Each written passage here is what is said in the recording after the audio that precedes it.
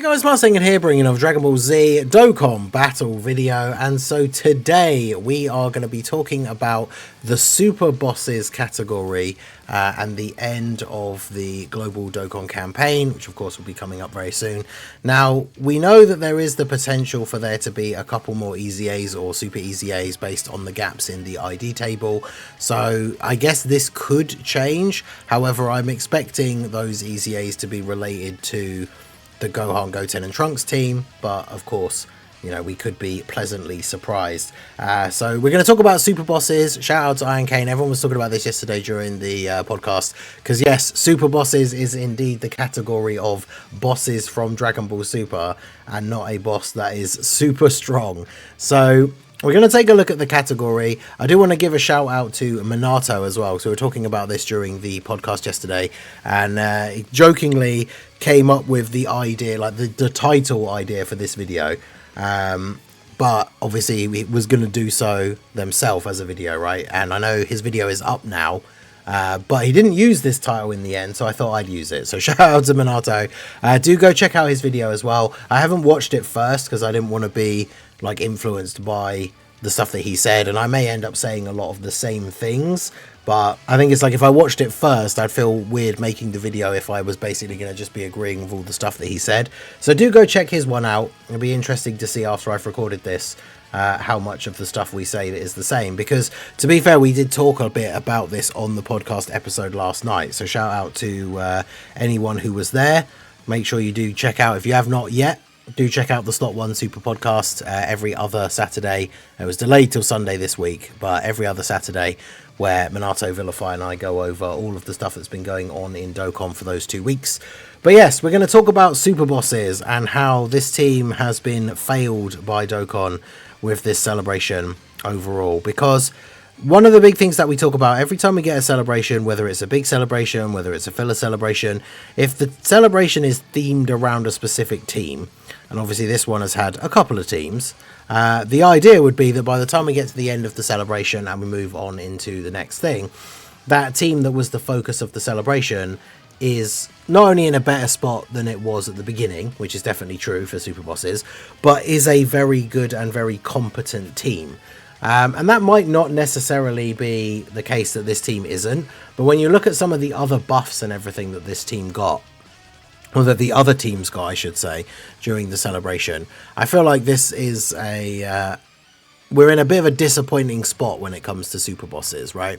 So straight away, when we got the reveal of the LR, Rose and Zamasu, I will say, to be very clear, I do really like this unit. I've got my tier list coming out later today, and it was very difficult to decide where to put this guy. I think all 5 of the Global Dokkan campaign headliners, including obviously the new LR hybrid trio, I think they're all very, very good, and like are essentially 5 of the best units in the game, if not the 5 best units in the game.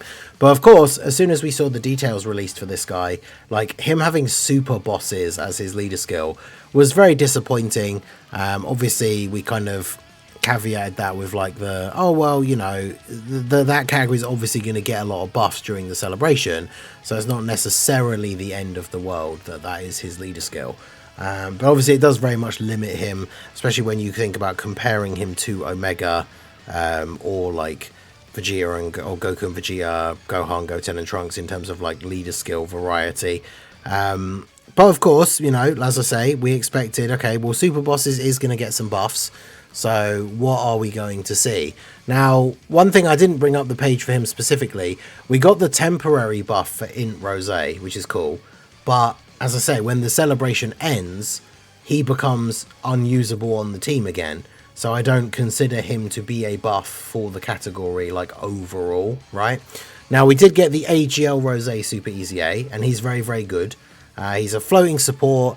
He can build up to having some pretty decent, like, defense and everything. Obviously, when it comes to taking a super attack from some of the harder hitting bosses, he needs to take a couple of hits during that turn first, and then he can actually tank supers like relatively well. But obviously if he gets hit with a super straight away, that's not ideal. if you really need to in like a bad situation, as long as it's not one of these bosses that hits insanely hard straight away, you can put him in slot 1 because of the damage reduction and like the defense that he builds up. But it's not ideal for sure. He's just basically there to be a solid floating support. He links up with the STR Rose, of course, because of the naming, so they work really well together. This guy is a very good unit for the team, and obviously he supports all allies. So you can just run him on any team that he's on, doesn't even have to be super bosses, and he can still be very, very good. So he is a great buff for the category, to be sure. Then we have the Int Fusion Zamasu. Now, obviously this guy, he is good, but people, I think, definitely disappointed overall with how he turned out.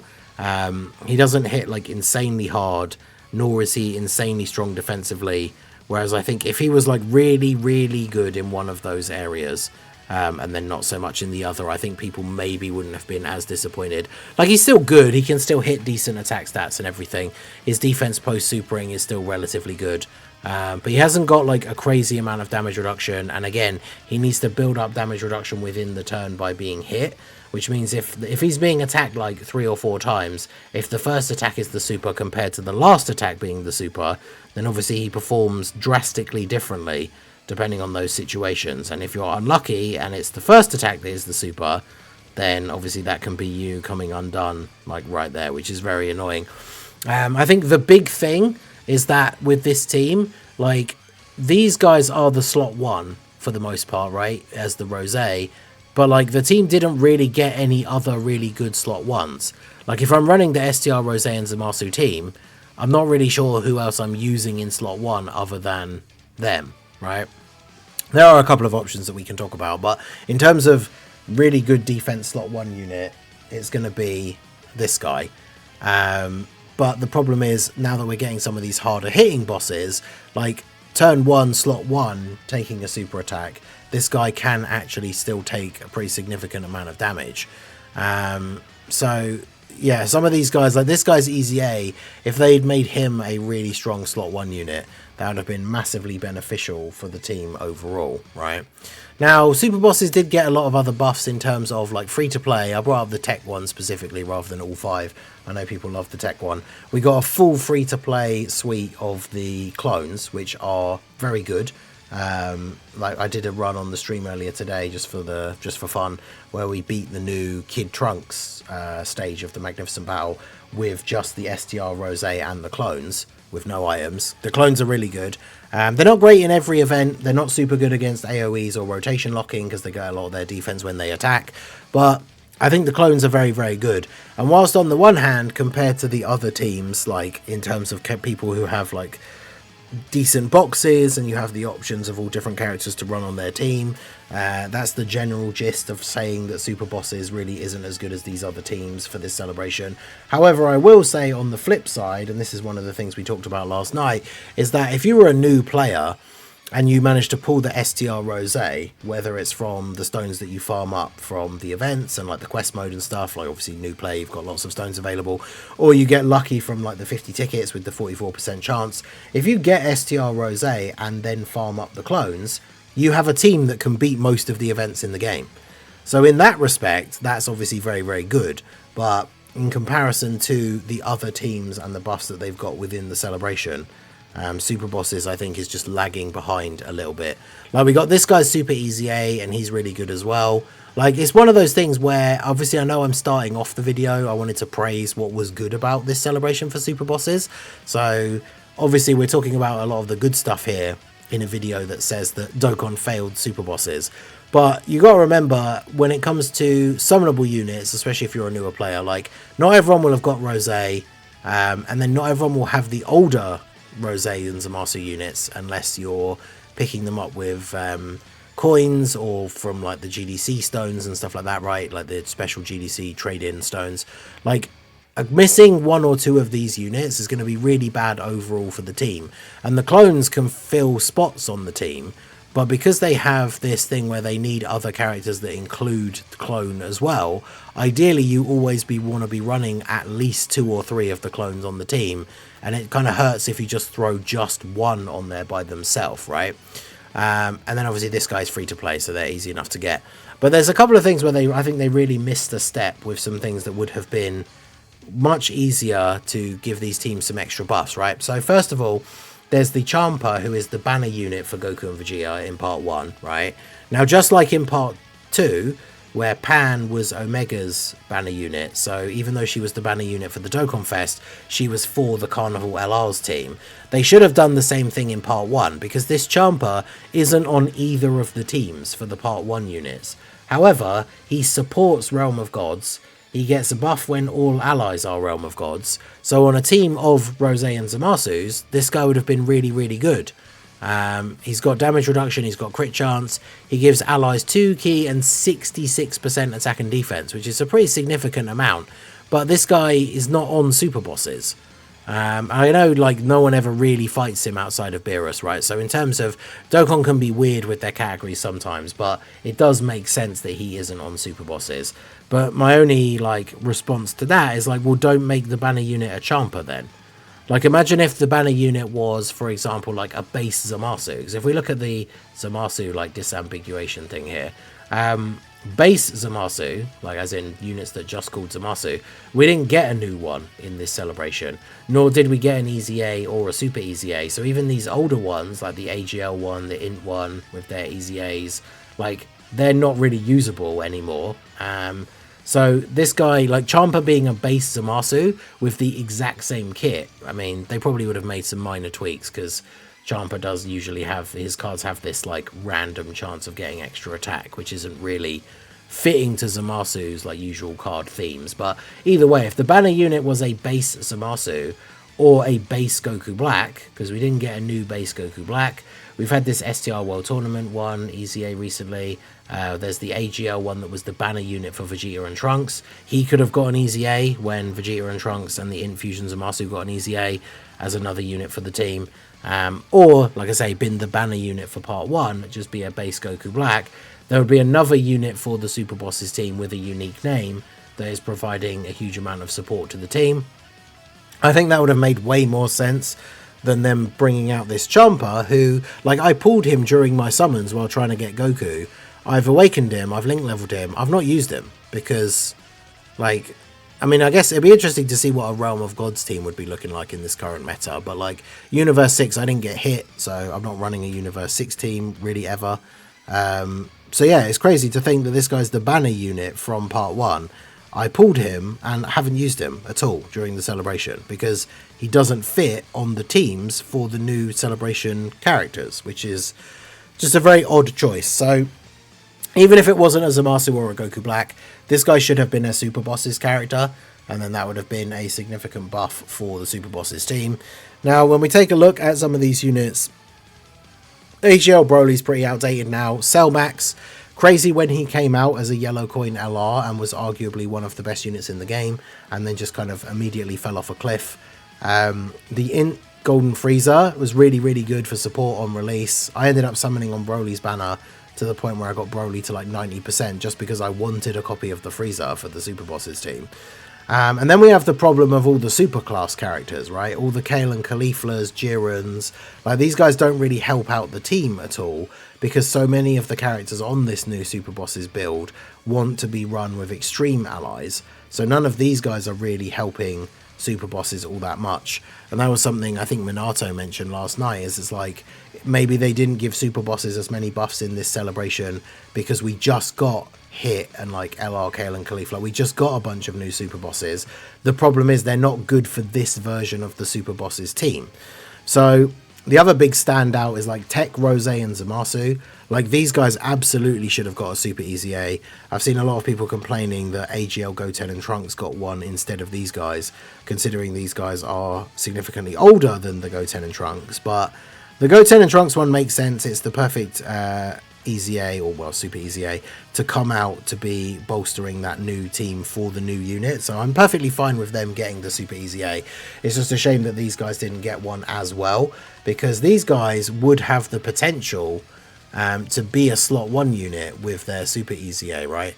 Like if we take a look here, they guard for the first couple of turns as well as getting some extra defense, and then they build up with each attack received. Like a Super Easy A will easily be able to like up this, give them damage reduction, Like maybe give them guard all the time, or maybe all the time with the right ally, and then the intro is just giving them like extra damage reduction, and then they could have damage reduction whether they build it up or not. Because the team does really need another really good slot 1 unit. So I think these guys getting a super easy A before the end of the celebration would potentially turn things around a little bit for the super bosses. As we said, we are expecting some other buffs, but I would imagine they are probably going to be more themed around the Gohan, Goten and Trunks team. But if these guys got a super easy A before the GDC was officially over, that would change things quite significantly. The only other option is there are a lot of orb changes on the team. So I have seen like the Broly trio has kind of made a bit of a comeback, because if you can get that 7 orbs with them, they're not only giving support to the rest of the team, but obviously any events that don't disable dodge, as long as you're getting 7 orbs, they are just completely invincible. So that's very cool, but again, not something you can super rely on. Like if you're going into difficult fights like the Rose and Zamasu with rotation locking, you get a bad starting rotation and these guys are locked in slot 1 or even 2, and you just can't get the orbs to go the way you want for 7 orbs, then these guys can get absolutely destroyed. They do still have some built-in dodge chance, so you can still get lucky if RNG goes your way. But just overall, when we look at the overall buffs that Super Bosses got for this celebration, like we got a full free-to-play team build for them, which is really cool, but it's not like, when we look at these teams in comparison to the other teams, there's not a huge amount of variation. The Super Bosses team really just kind of is STR, Rose, and then the clones, and then you kind of slot in units like AGL Rose, for example, instead of like the AGL clone, because obviously ideally you want the team to be a unit of each color, which is another important thing to point out about the clones. If you're going to use some of the clones, you still ideally need to build the team of having 1 unit of each typing. So like you could slot this guy in instead of the AGL one, but the AGL clone is kind of the only clone that in a lot of situations can go in slot 1, even though he is dodge or die in those situations. He has 70% dodge if you get an AGL orb. You could slot this guy in instead of the Int clone, but the Int clone has a Scouter, which is really useful. This guy instead of the STR clone. I think the STR clone is probably the worst one. And then obviously the tech one's really good, especially if the enemy can be attack lowered. So Super Bosses, I don't think it's in a bad place at all. But like as the celebration ends and this guy loses his temporary buff, the team overall just has nowhere near the variety that the new teams have. And like I said, the clones aren't great against AoEs or rotation locking. So if we get like the next couple of tough fights, like the next stages of the Supreme Magnificent Battle, or whatever the next difficult content is that comes out for, whether it's the Tanabata or whatever comes out next, like the team is not going to have that huge amount of variety. And if that event is not great for the clones, then the Super Bosses team is really going to struggle in some of the new difficult content that potentially comes out. So let me know what you guys think down below in the comment section. In terms of the 4, I guess 5 now GDC headliners, which one do you think has the worst team? Like I genuinely do think for a lot of situations, I know people like really ragged on Gohan, Goten and Trunks' leader skill when their details dropped, but I do genuinely think that their team is probably better than Super Bosses currently. But let me know what you guys think down below in the comment section. So let me know all your thoughts. Shout out to Minato again for the title idea, which I've completely stolen. Go check out his video. But that is going to be it from me. Make sure you guys hit that like button, subscribe to the channel if you are new. Check out the links down below, and I will see you all again soon. Have a good one.